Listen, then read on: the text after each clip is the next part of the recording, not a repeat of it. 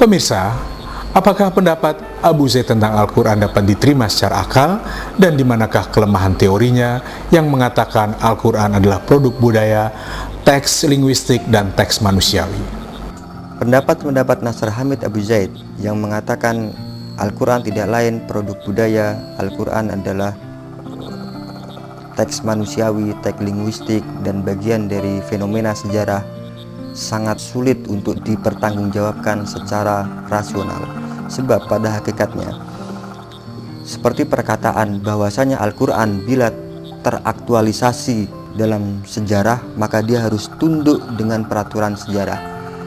Mengutip pernyataan Nasr Hamid Abu Zaid, apakah sedemikian lemahnya kehendak, kekuatan, dan kekuasaan Allah sehingga harus tunduk kepada peraturan alam atau sunnatullah yang pada hakikatnya dia ciptakan sendiri? Ini adalah satu pertanyaan rasional untuk menolak pendapat Nasr Hamid Abu Zaid.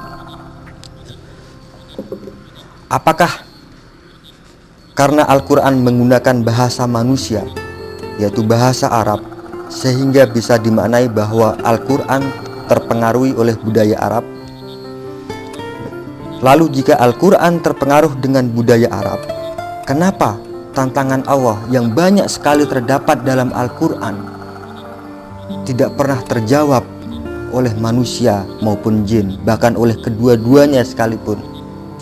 Nah, inilah yang patut kita pertanyakan dari klaim-klaim orang-orang seperti Nasr Hamid Abu Zaid. Kenapa tantangan-tantangan Al-Quran hingga saat ini belum pernah dijawab oleh bangsa manusia maupun jin sekaligus? Nah, kalau dikatakan bahwasanya Al-Quran terpengaruh dengan budaya Arab, kenapa orang-orang Quraisy saling melarang satu sama lainnya untuk mendengarkan Al-Quran seperti yang dikisahkan dalam Quran surat Fussilat 26, yaitu ketika Tufail ibnu Amru ad-Dusi, seorang penyair kenamaan di kalangan Arab, datang ke Makkah untuk menemui Nabi Muhammad SAW. Nah, penyair yaitu Tufail ini ketika hendak menemui Nabi Muhammad oleh orang-orang Quraisy dilarang keras, sebab di situ mereka menghasut apabila dia bertemu dengan Nabi Muhammad dia akan terkena sihir, akan memecah belah umat, dan bahkan serta-merta akan menjadi pengikut Nabi Muhammad. Seorang ahli sastra pada zaman pra-Islam sangat bisa mengetahui mana yang itu sastra buatan manusia dan mana itu sastra buatan Allah. Dia bisa membedakan ini adalah karya, ini adalah karya Tuhan. Dengan kepakarannya dalam sastra, dia mengatakan sungguh ini benar-benar bukan buatan manusia manapun. Ali bin Abi Thalib juga mengatakan kalau dia menjabat khalifah, dia akan melakukan seperti persis apa yang dilakukan oleh Utsman bin Affan. Dalam sebuah hadis tentang keutamaan Khalifah Utsman bin Affan, yaitu dalam kitab Sahih Bukhari, Rasulullah SAW suatu ketika berbaring di rumahku, yaitu di rumah Aisyah istrinya, dengan kedua paha atau betis beliau dalam keadaan terbuka. Lalu Abu Bakar mohon izin untuk masuk rumah dan diberinya izin, sedangkan beliau dalam keadaan seperti itu, yaitu terbuka kedua paha dan betis beliau. Kemudian berbincang, lalu Umar mohon izin dan beliau pun diberi izin, sedangkan beliau tetap dalam keadaan seperti itu, lalu berbincang-bincang dengan Umar. Kemudian Utsman mohon izin, maka Rasulullah SAW duduk dan menertibkan pakaian beliau. Maka setelah Utsman bin Affan keluar, Aisyah berkata, Abu Bakar masuk, sedang engkau tidak menyambutnya dengan wajah ceria dan tidak terlalu mengacuhkannya. Lalu Umar masuk dan engkau pun seperti itu.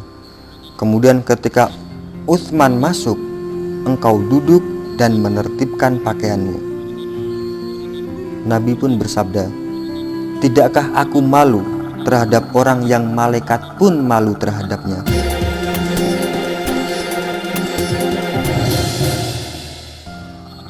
Inilah sebuah kesimpulan akhir tentang pendapat dan pemikiran Abu Zaid. Profesor Nasr Hamid Abu Zaid beserta para pengikutnya, beserta para pengagumnya dan tokoh-tokoh liberalnya di Indonesia adalah golongan anti-Quran. Sebab dalam pengertian definisi yang dikenal oleh umat Islam, Al-Quran yang pertama adalah wahyu yang turun kepada Nabi Muhammad. Terus yang kedua, dia tertulis dalam mushaf. Yang ketiga, membacanya adalah ibadah. Nah, ketika mengingkari salah satu